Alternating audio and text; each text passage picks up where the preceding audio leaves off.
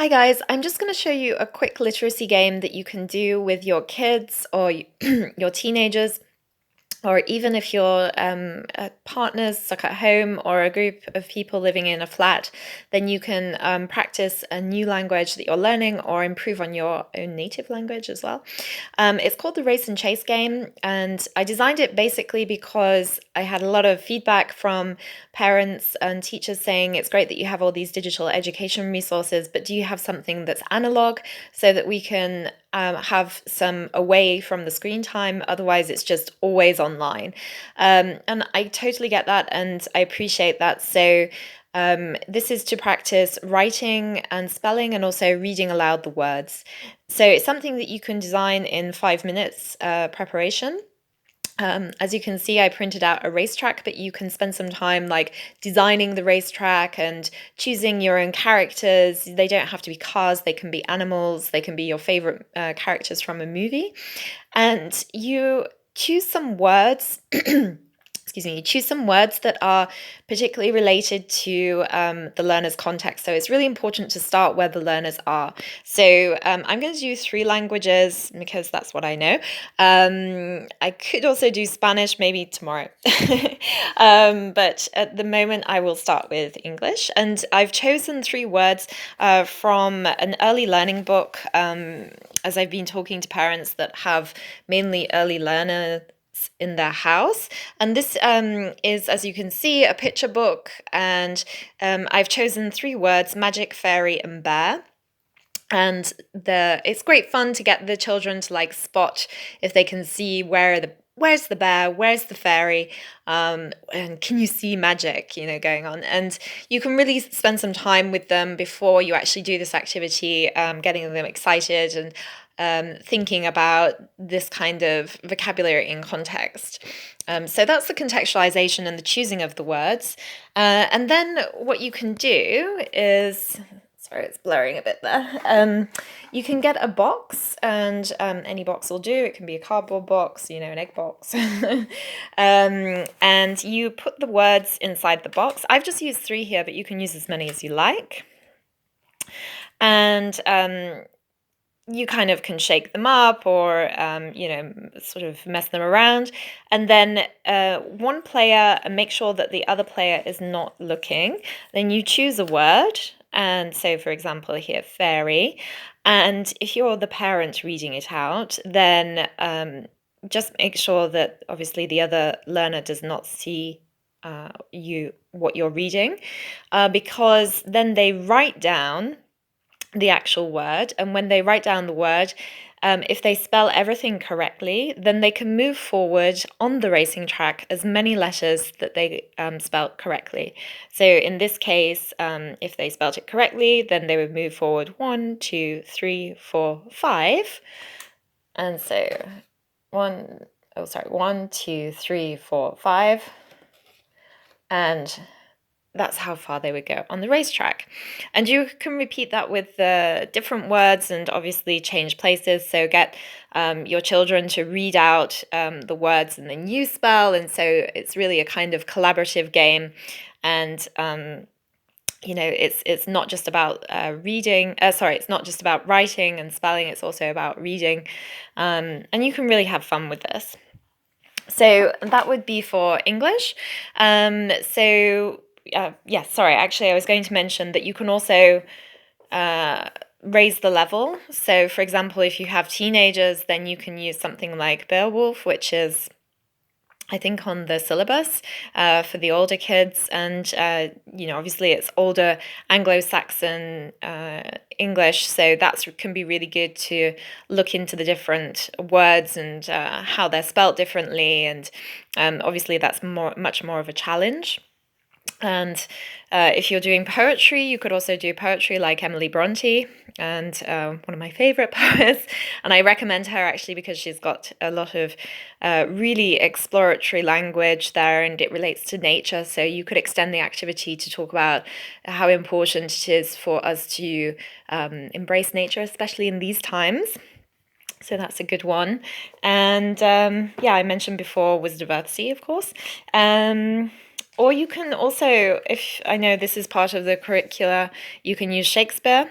And I know for second language learners, so English as a foreign language, that's even more challenging. But actually, there's some really interesting language if you can get your hands on, even if you just get printouts from the internet, then there's some really it really goes to the root of where sort of English came from, and you can together like explore that, and then you can even act it out as a theatre piece for your younger ones or your older ones, for teenagers as well, or even adults.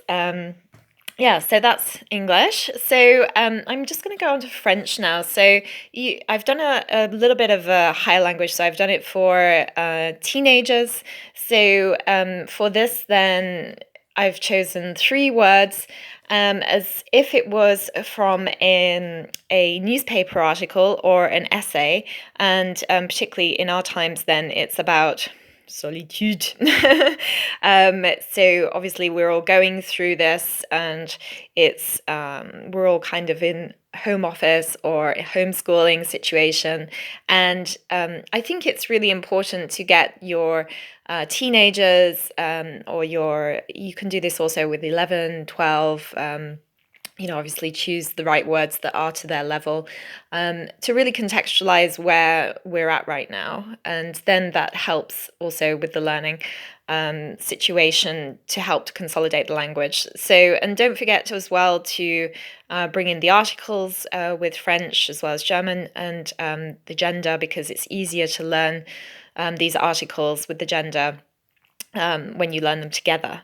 And so, yeah, just like as I showed you with the English language, then, sorry, just wait for it to come back in. A bit out of focus, sorry about that. So the reader would read out, for example, solitude, and then the writer would then write down that, and for every letter that they spelled correctly, then they would move forward. So for example, here, then you've got 1, 2, 3, 4, 5, 6, 7, 8. So they would go forward 1, 2, 3, 4, 5, 6, 7, 8. And yeah, as you can see, you go round the racing track. So you're racing and chasing each other. Yeah, and then for German, then yeah, I've done it. Actually, I've gone back to the primary language book that we have here, and I've taken 3 words, but you can take as many as you want, as long as you want the game, however long you want the game to go on. And so you've got here Der Geist, which is actually the genie in English, but directly translated it's the ghost. But yeah, so that's important also to contextualize. And then you have Der Drache, like the dragon, and Die Berg, which is just there. And yeah, again, it's important to write the article with the actual noun, so that the children can learn those articles with the noun and spell them as well, because otherwise it gets harder to learn them later, as I found. And yeah, you put them in the box, and so yeah, the box like this, and then turn them over, and then you choose one, and then you read. Don't let the other learner see, and you read it out, the Drache, and then the other learner writes it down, and however many letters they get correctly is however many squares they go along on the racing track. So as you can see, it's pretty straightforward. You can adapt it however you like, and yeah, as I mentioned, you can use like storybooks, or you can use curricula. So for French, then I recommend Émile Césaire. That's for more teenagers, but there is some really great visual language in there. And if you can get your hands on a book similar to this, which is you have parallel texts. So, for example, you have English on one side, and then you have French on another. So this is really good and then you can, after the game, then teenagers or people of 12 or 13 can go off and read those on their own and explore the language on their own. Or if it's something that you want to continue as a collaborative effort, then you can continue it as like a discussion, or you continue it as a theatre play as well. That can also be done. But the important thing is to contextualize it. Another thing, if you want to continue with younger kids, then there's something called story cubes, which is really fun, which is just dice or die is the plural, and you can throw those, and these are verbs, and you can add the verbs with the nouns and create really funny stories. But you don't need these. You can actually just do your own story with the nouns that you've got. So that's a really simple literacy exercise which combines writing, it combines reading and pronunciation and recognizing the sounds, so phonics. And then you can extend it to storytelling as well. So if you have any questions, do let me know. And yeah, I will come back tomorrow with another very short DIY literacy lesson that will help you. Okay, thanks for listening.